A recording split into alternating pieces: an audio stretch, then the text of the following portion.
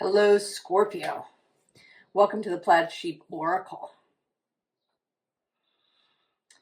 How are you feeling, Scorpio?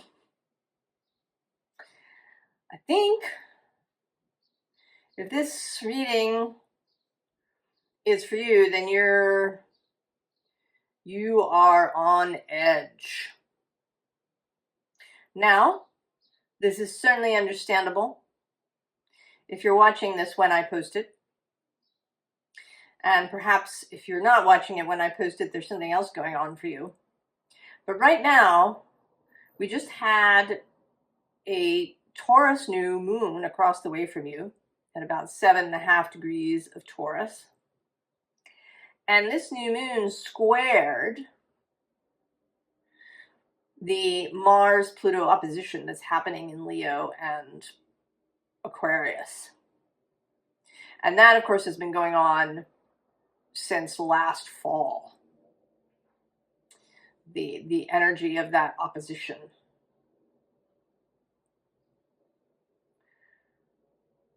So especially if your Scorpio placements are somewhere in the first decan, the first 10 degrees, you may have been feeling things very intensely.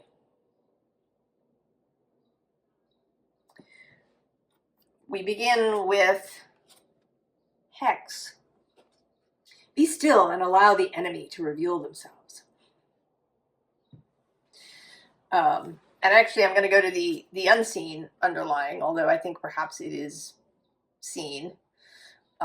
Protection. Set personal boundaries.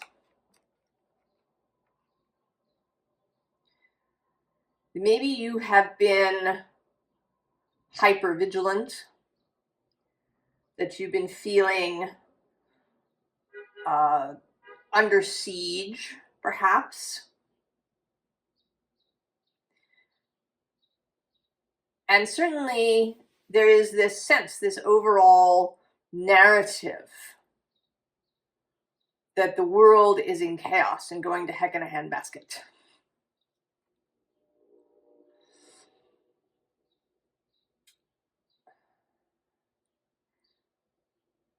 And that you may have been feeling this, especially with these strong astrological energies that we're having now. I have certainly felt it. I have planets in both Taurus and Scorpio in those early degrees.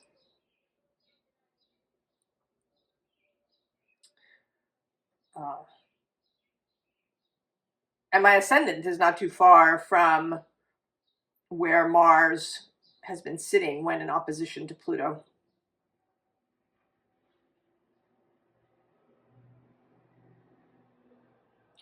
So I feel you, I do. And depending on where that opposition hits, where your Scorpio is in your chart, it may have manifested itself in, different ways, different spaces where you found yourself, feeling like this person, right? These, not just hackles rising, but even more than that.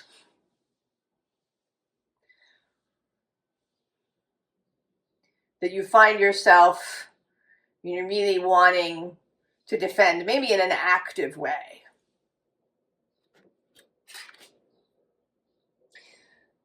Now, the card in the middle, interestingly, is this Mosaic card, which says, let chance play its creative role in your life. So in addition to this sense of that the world is in chaos, a real need for stability, you may have also had a real need for control. Certainly, I associate the word control with Scorpio. The need to have a, kind of a hand on everything.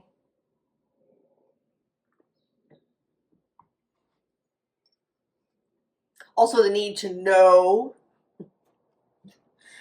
right? Maybe to know what is happening everywhere, to really focus on trying to understand what is happening everywhere. I mean, why is that person doing that? And why are those people doing that? And what is happening over here? And if you're in the spiritual sphere, you may, be really poring over the astrological transits and aspects and things and trying to understand that way, or doing divination. There's actually a tarot channel that I watch occasionally she's started a new channel. And it's all about readings about the current political affairs. I have avoided that channel like the plague.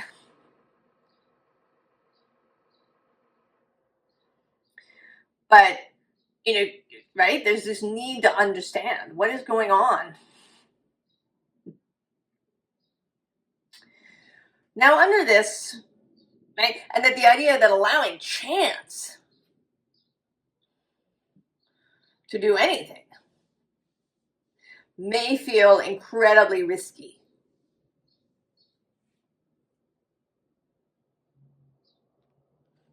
But below this, we have flashover. It's all in your head.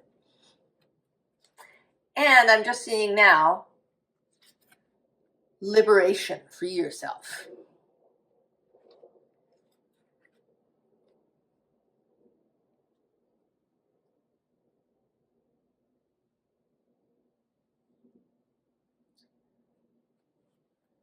We begin, of course, with the Emperor. The representative, the over control or the control freak in the tarot. And this particular Emperor, who is all geared up, I mean, he's wearing all this stuff. He's even got these metal gauntlets. He's got his sword, crown. He's just layered up. And below him is this Eight of Air. And not so much in the traditional Eight of Swords sense, but here coming through as wanting to catch all the information. If I just know enough, if I just have enough facts, if I just have enough information, if I, look at enough charts, if I do enough divinations, if I read enough articles, I will understand. And once I understand, then I'll have control. I can move forward.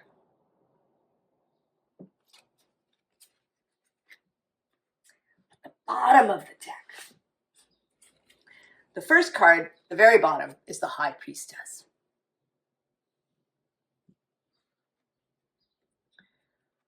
You can't know it all, first of all. It's too big. There's too many things that are moving.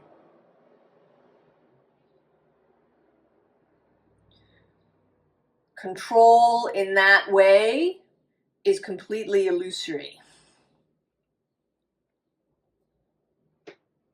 I think it's one of our modern things because we do have so much information. We have this idea that if we just get more facts, more opinions, more perspectives, that we will be able to control everything. But the High Priestess is here to say, nope. A, you can't do it, there's too much. And B, you'll make yourself crazy. And C, you will lock yourself into something.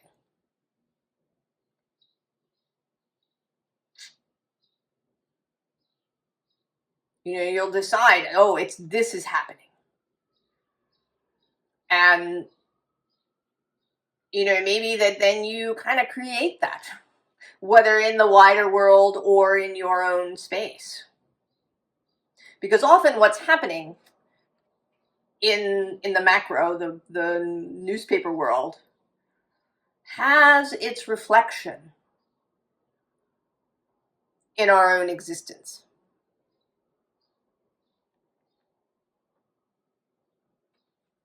Now, next to her, Patience, this, I mean, there's a little bit of looking inward here, but it's more about a sense of peace, about a sense of understanding that you can't know it all, and that your soul will tell you where to look.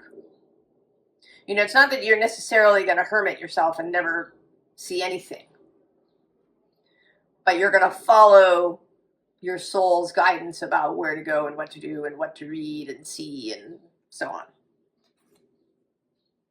And then the Empress, Venus herself, still in Pisces at this moment.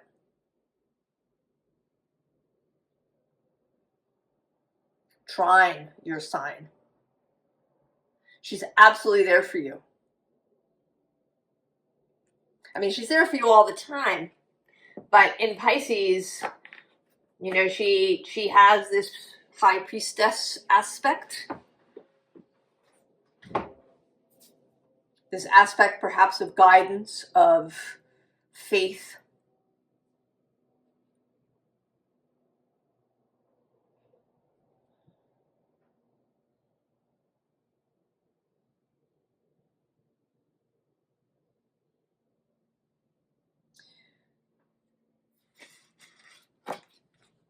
Three of Fire. Here you are in your boat.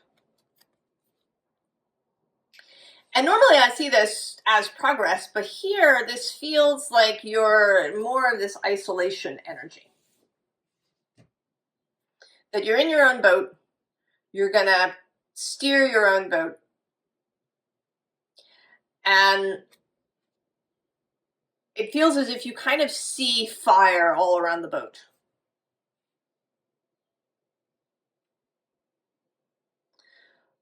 I'm thinking,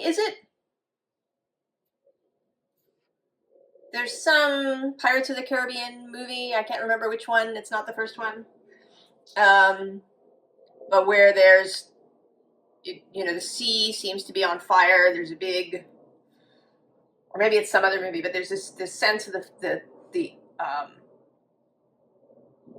right, there's fire all around, and there's a ship that's kind of making its way through the flames.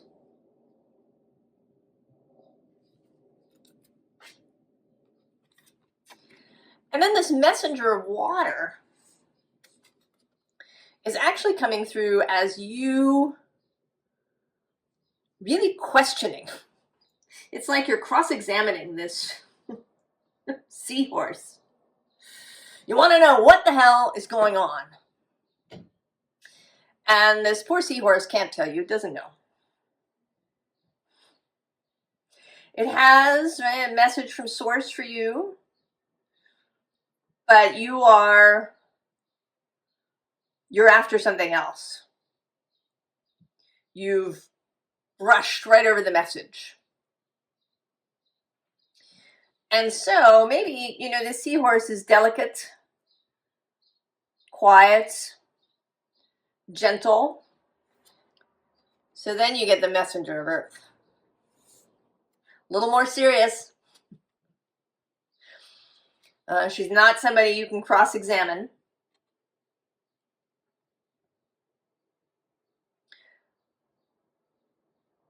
Perhaps this Taurus new moon.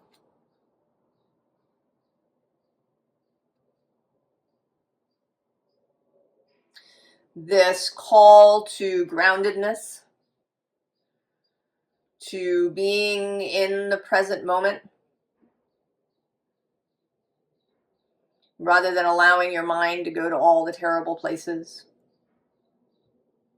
either in the past or the future. Embodiment.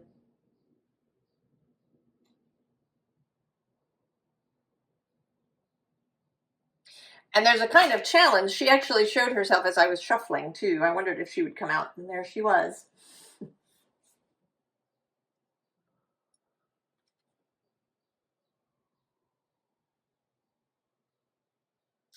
I know, I'm inspired to pull. She's very insistent in some way. Maybe there's something specific for somebody.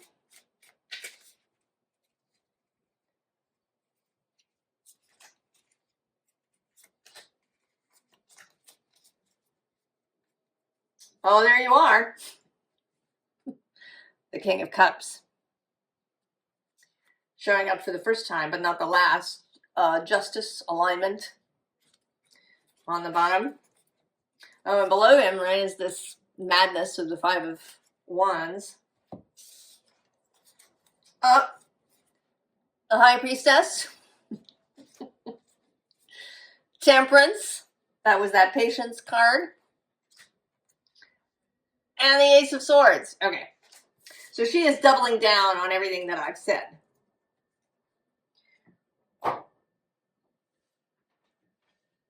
You're not going to get anywhere through cross-examination, either of temporal sources like media or divine sources like tarot cards.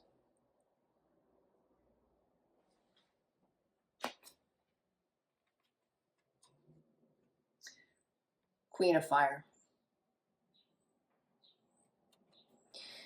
The energy to embody.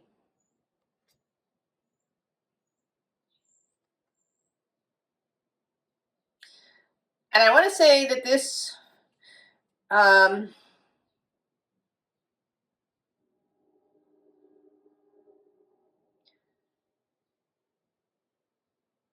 there's something, you know, she's the Queen of Fire, but she's very cool. There's a strong core to her.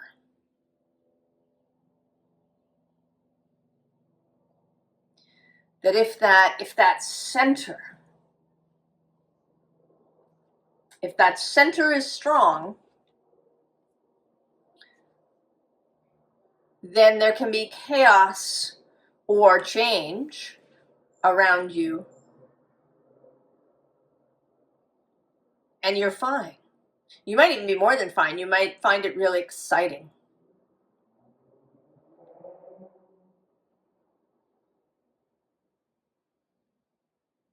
And I think that there are people who feel rising excitement in the moment.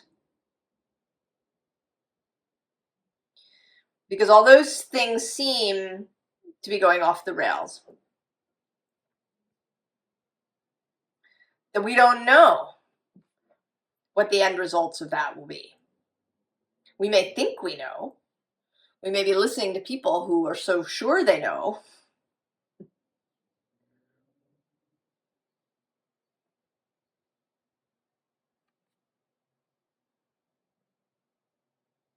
This may, if you're watching this when I posted, be about Venus moving into Aries.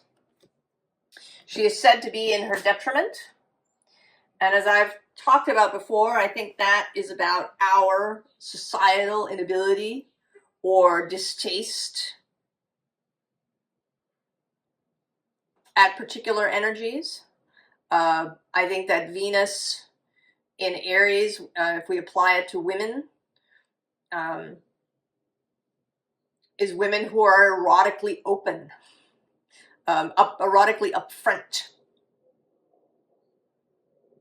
Elizabeth Taylor, Marilyn Monroe, both had Venus in Aries.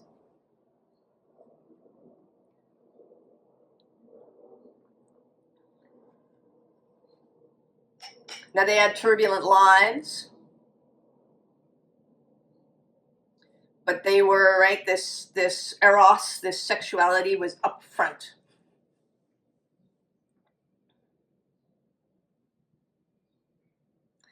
I don't think that Venus is weakened in Aries at all.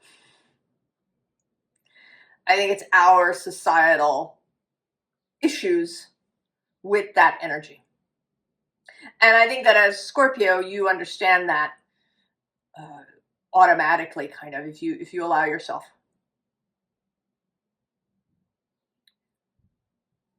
you have no trouble with that concept. And if you can get out of your head into your heart, into your body, into your sexual organs,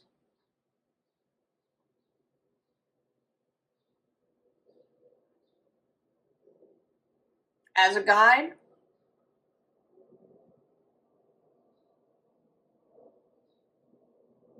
that you'll be able to see that.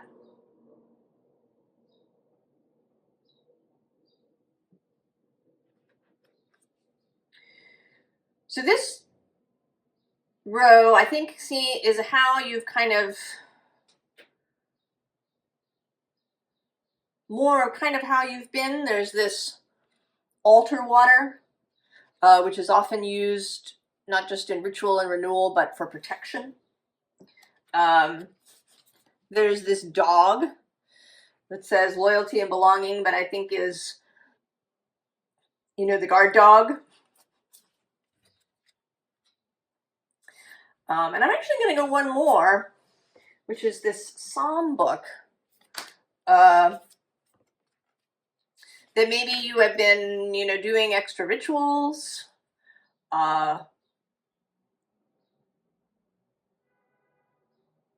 know, wanting to be in group, whether that's going to church or being in some other group with a faith focus. And actually right below that, we have the mason jar with mentorship and protection. And then the bottom of the deck is the armadillo basket with grounding and fierce protection. So another aspect to this, right? If you've, I mean, here we sort of have this notion of interrogation, of wanting to know, of wanting to control. And then here we have this sense of protection, of layering things, of, you know, with the alligator laying low under the water.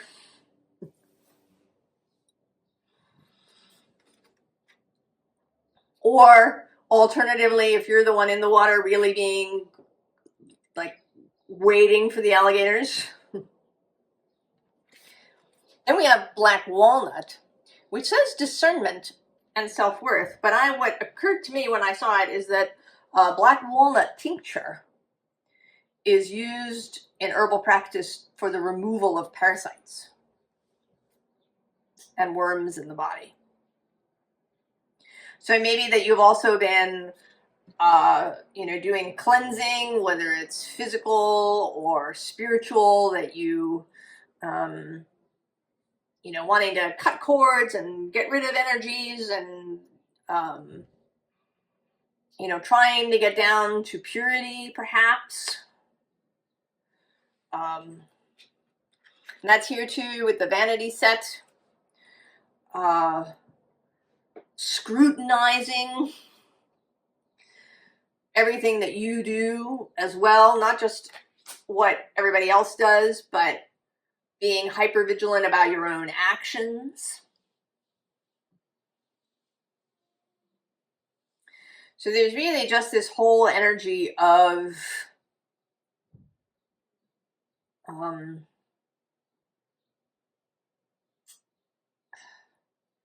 I don't know, it just feels like you're vibrating.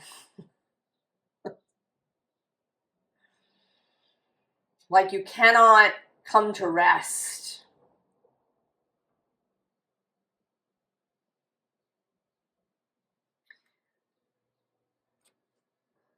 And it kind of, you know, interesting, I was sort of expecting the energy to shift,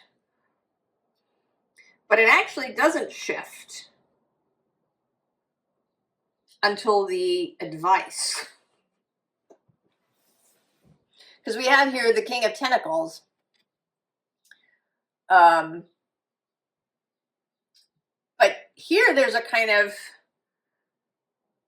you know, he feels like he's ignoring things. You know, there's this poor fish person who's trying to get himself heard, and the king is just not paying attention.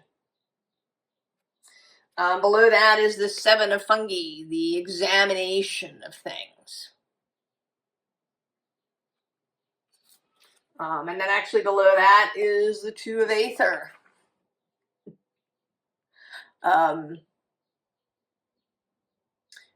You know, this seems like a yo-yo that she's got here, that there's this, because that's the other way to deal with this, is to just completely collapse inward.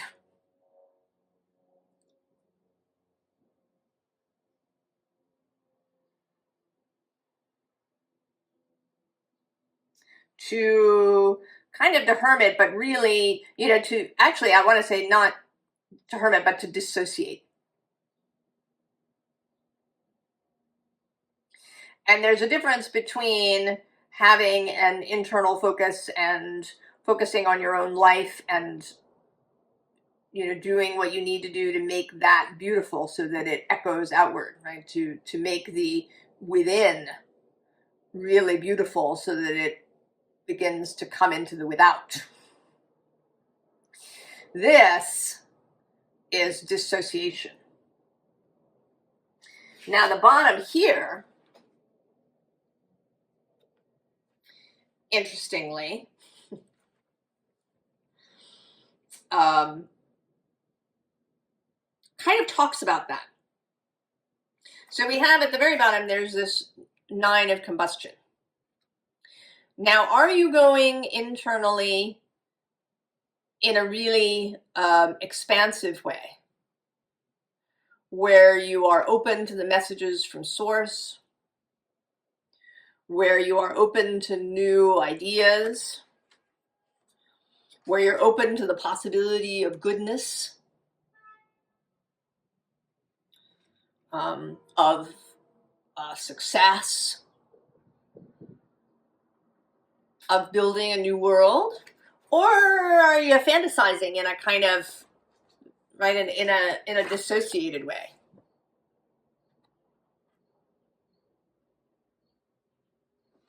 And only you're going to know the difference. You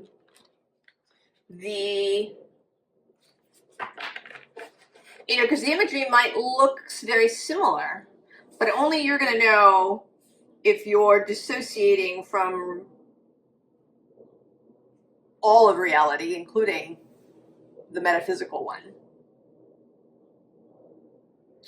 or if you are imagining a beautiful reality that can exist. They're going to feel different to you. One is going to have this energy of contraction, of fear underlying it. You know, there may be an idea that in this beautiful world that, you know, a whole bunch of people have been eliminated.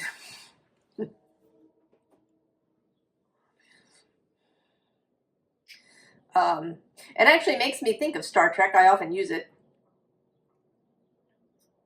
in these meetings, that in the Star Trek universe, humanity got really off track. There were these, you know, sort of eugenics wars and all of this stuff. And then there was kind of World War III. And, you know, we all got tossed back into the kind of 19th century.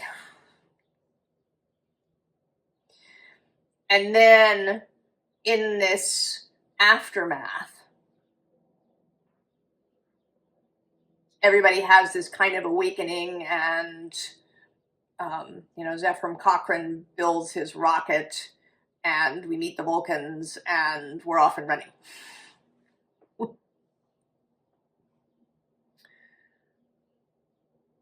So there can be this narrative that there has to be this, you know, major complete destruction, or that all the bad people have to be eliminated. You know, is that part of your fantasy? That can be a sign that you're right? That this is kind of a dissociated thing rather than something that is done in conjunction with the life force.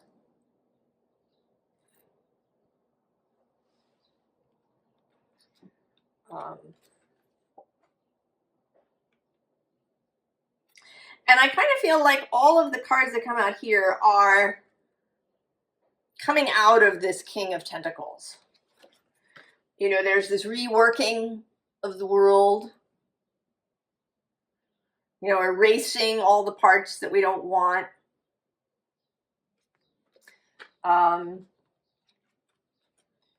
You know, there's this Fool kind of rushing forward, but, you know, it's feeling more like Bottom from Midsummer Night's Dream today. So that's that's an illusion that is cast. You know, all kinds of things happen and go wrong during Midsummer Night's Dream, because it's kind of a dissociated fantasy that happens.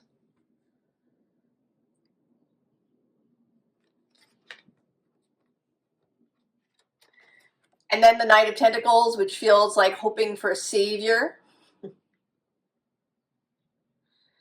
to come in.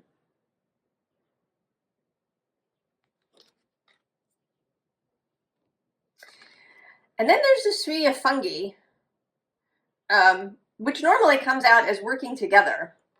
But today it's feeling strangely us and them. That there's kind of these mushroom people over here, and then there's these people over here, and, you know, we're just going to separate and never talk to each other. The sort of the reverse of the Three of Fungi.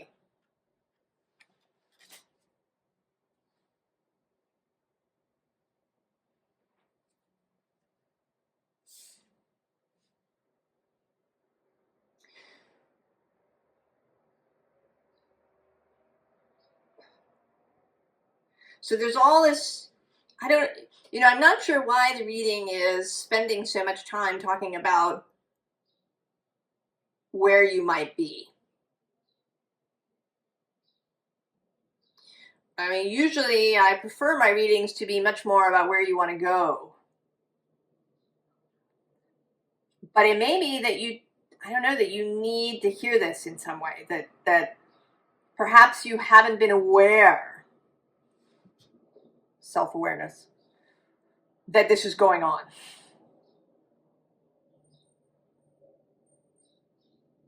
And that this will help you to see.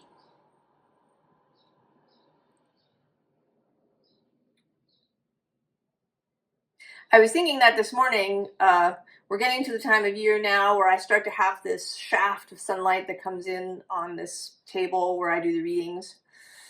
And I love it because the sunlight shows me, you know, the subtle details in the cards that I don't always see. You know, especially cards like these, which often have these kind of subtle patterns in the clothing and on the skin of the characters. This bright light shining, showing perhaps what you have not seen before.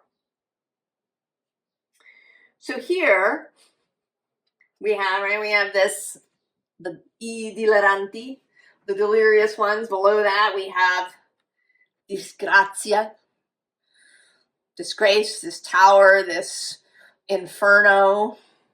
Then the bottom of the deck has, you know, the doctor coming to visit. But under the delirium and the disgrace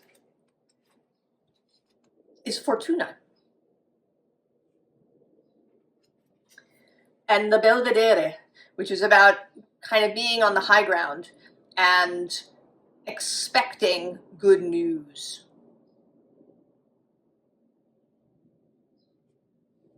So these things are hiding belief. And then we got this guy. And I want to say that this is what you're seeing, because then we have both La Fidelta with this dog, this guard dog that you have, and then your house.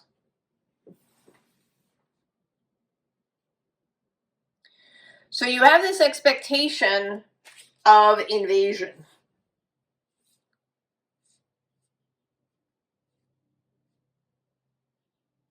But in fact, if you could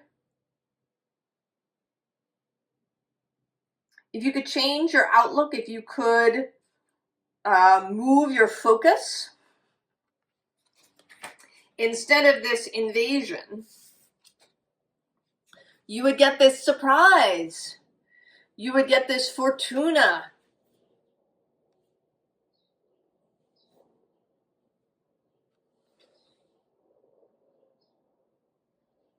But it requires this other perspective. It kind of requires you to leave the house, this metaphorical fortress that you've got going, and or even perhaps literally, if you haven't, ventured out at all. But I think it's mostly metaphorical, your mind and where you let it go, your attention and where you let it go. Right? There's this nature, going out into nature, and going to the water. If you've been afraid of alligators, and in the spiritual community, there's often talk of, evil and entities that are trying to destroy Earth, and that, the Galactic Council is doing these things, and there's a real kind of narrative of war that does not appeal to me personally. Now, I cannot say, of course, I don't know. Is that actually happening? Is it happening, maybe in just one level of the ether? I have no idea. I only know that I am not drawn to that. It does not, in the language, resonate with me. I actually find it mostly boring.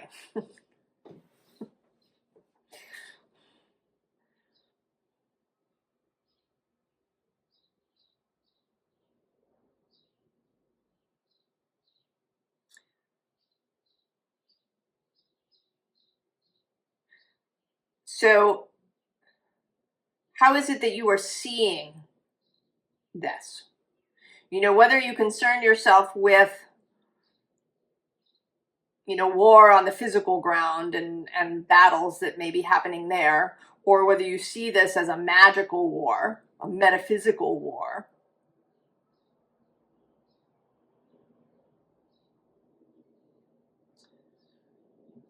Maybe that's a perspective that needs to shift.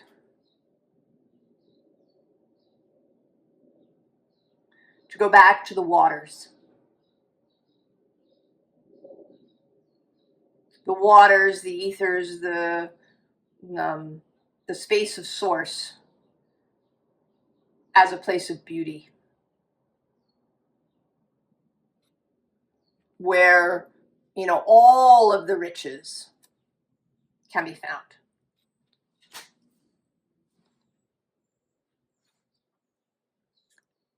Formal advice. Well, we start with the Page of Swords, who's often seen as the cautious member of the page group. He's kind of looking over his shoulder, he's got his sword up. But what's coming up behind him is the Page of Cups. And actually, the Page of Cups is here. He's not facing the Page of Swords, but this Five of Swords. He's offering his cup because he sees beyond this to this that's on the other side.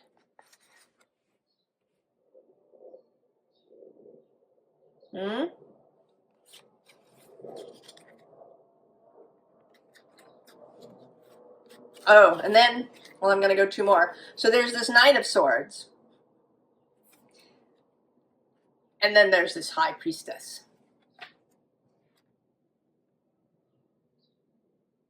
And she accepts the knight who she knows is true. She knows the true knight, the true message, rather than the false one that might, want to send her in the wrong direction. The bottom here is the King of Cups for the third time. There you are. And here, in his place of sovereignty and alignment, steady, even though the seas may be rough or appear rough. Next to him,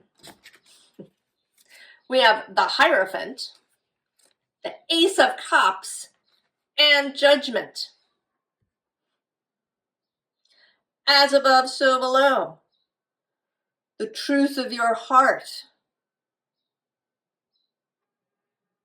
And, right, this is kind of a come to Jesus moment. Of the possibilities of the Ace of Cups. The possibilities of love and openness. The possibilities in the waters of Source. So we have the Star here at the water.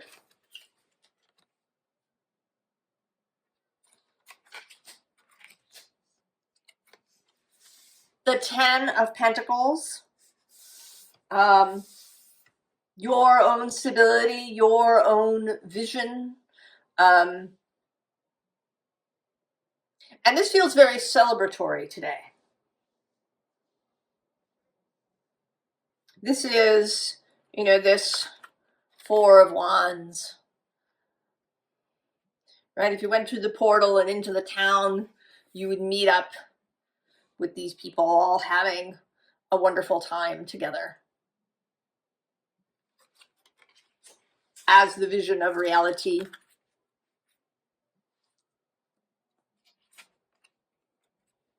The Knight of Pentacles. Really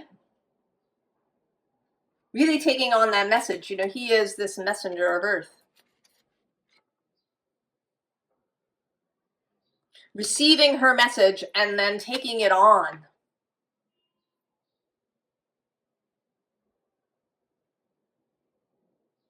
Taking on spreading the good news.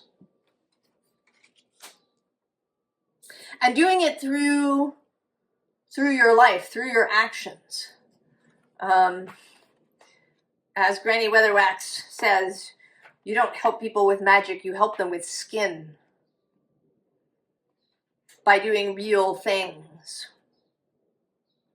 By showing up, by listening, and by how you conduct yourself in your own life. And then the Three of Wands. The optimistic view of the future. This is not an us and them arrangement. This is a win-win scenario. The Sun in Aries.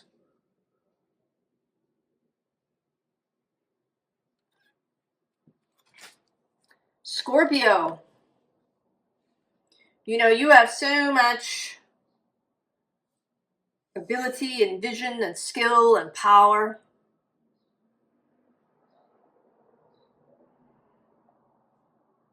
It's a matter of where you direct it. And being willing to allow Source to do its part, right? For chance to play its role. I hope this was helpful, informative, that it has inspired you to some optimism and newness of possibility. I wish you the very, very best, Scorpio. And I will see you next time. So long.